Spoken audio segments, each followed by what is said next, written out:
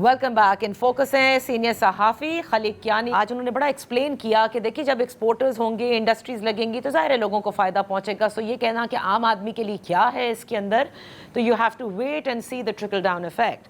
لیکن اس بجٹ کے اندر اگر نئے ٹیکسز نہیں ہیں تو ان اشیاء کو جو کہ پبلک استعمال کرتی ہے اس کو جب آپ تھرڈ شیڈول میں ڈال دیتے ہیں اور کہا جا رہا ہے کہ آلموسٹ اراؤنڈ 70 ارب روپے جو ہے وہ اس سے حکومت حاصل کرے گی, تو اس پہ تو پھر یہ چیزیں مہنگی ہوں گی. اور یہ ساری وہ چیزیں ہیں جو کہ نارمل ہیں, they not even luxury items.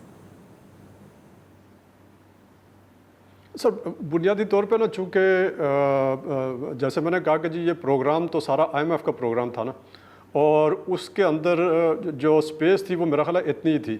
اور یہ جو آپ بات کریں کہ انفلیشن ریلیٹڈ, میرا نہیں خیال کہ کوئی بہت بڑا امپیکٹ آئے گا. ٹھیک ہے کچھ آئٹمز اس میں ایڈ ہو رہے ہیں, لیکن وہ آئٹم اس طرح کے نہیں ہیں کہ جو بالکل یعنی گراؤنڈ لیول کے اوپر ان کا امپیکٹ آتا ہو.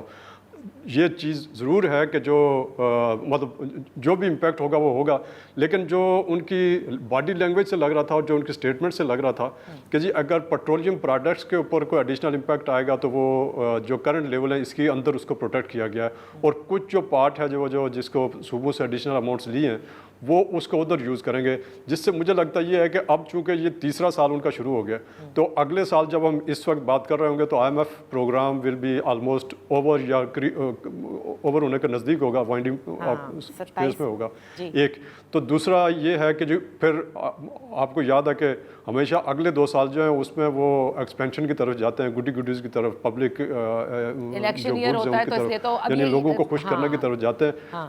تو ریفارمز جو ہونی تھی نا جی, میرا خیال ہے کہ جو ریفارمز کا پروسیس تھا وہ آج تک اگر ہونی تھی, اس کے بعد اب ریفارمز جو ٹف ریفارمز ہیں وہ اب ہوتی مشکل نظر آتی ہیں. یعنی کہ جو ہم بچپن سے اپنے سنتے آئے ہیں کہ اسٹرکچرل ریفارمز ہونے ہیں تو معیشت ٹھیک ہونی ہے, وہ آپ کو نہیں نظر آئے اس بجٹ میں بھی, ایٹ لیسٹ اس اسٹیج کے اوپر تو نہیں نظر آتی. کچھ کافی ساری ہوئی ہے لیکن مطلب جتنی پاکستان کی ریکوائرمنٹ ہے شاید اس طرح کی نہیں ہے. یہ نہیں ہے کہ ریفارمز نہیں ہوئی ہیں, کافی ساری ہوئی بھی ہیں, اور لیکن اس کے اوپر بہت جتنی پاکستان میں سپیس موجود ہے. یعنی آج بھی وہ FBR چیئرمین جو وہ کہہ رہے تھے کہ جی ہمارے پاس تقریباً فیڈرل اور پروونشل جو صرف ریونیو سائڈ کو اگر دیکھ رہے ہیں تو 3-4% یا بلکہ 5% تک کی گیپ موجود ہے. اس گیپ کو بریج ہونا چاہیے. دوسری طرف ہم پاور سیکٹر میں دیکھ رہے ہیں, جو گیس سیکٹر میں دیکھ رہے ہیں, تو بہت سارا کام کرنے کی ضرورت ہے. وہ تو یعنی جو لوگوں کی حالت ہے, جو لوگ ان چیزوں کو برداشت کر رہے ہیں, یہ انہی کی ہمت ہے کہ وہ برداشت کر رہے ہیں. لوگوں کی میرا خیال ہے ریزیلینس ہے کہ وہ اس کو کور کر رہے ہیں. جو حالات ہیں وہ تقریباً ہر کسی کے کنٹرول سے باہر ہیں. اچھا, آخر میں آپ سے پوچھنا چاہوں گی, ہر پوسٹ بجٹ پریس کانفرنس میں کچھ نہ کچھ ضرور ہو جاتا ہے. آج ایسا کیا ہوا کہ اچانک صحافی اٹھ گئے؟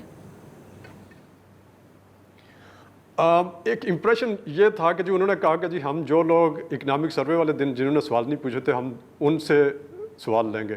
اچھا, اس میں اب سارے جرنلسٹ تو ایک طرح کے جرنلسٹ ہوتے ہیں. اس میں کچھ لوگوں کا شاید یہ خیال تھا کہ جی وہ سارے وہ سوال ہیں جو سرکاری سوال ہیں یا سرکار جن کو چاہتی ہے کہ وہ کیے جائیں. تو جو ریلیونٹ جو بیٹ رپورٹرز کے تھے لوگ, یا جو فائنینس کو اور ریونیو سائڈ کو, ٹیکسیشن کو کور کرتے ہیں, ان کے سوال نہیں آ رہے تھے, کیونکہ budget is all about taxation and fiscal adjustments.